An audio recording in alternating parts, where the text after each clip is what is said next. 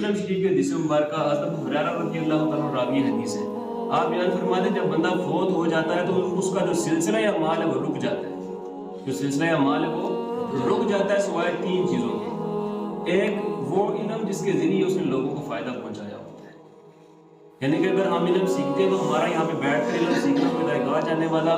کوئی ضائع ہونے والا نہیں ہے، بلکہ وہ ہمارے ہی کام آنے والا ہے، وہ ہمارے صدقہ جاری ہے۔ جب قیامت والے دن بندہ دیکھے گا یہ پہاڑوں جتنے ثواب میں نے کبھی زندگی میں کیے بھی نہیں تھے، یہ آئے کہاں سے؟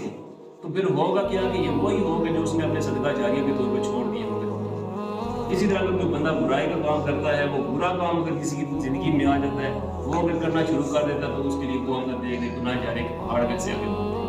تو یہ دو طرفہ انسان کو اپنی اصلاح کی ضرورت ہے۔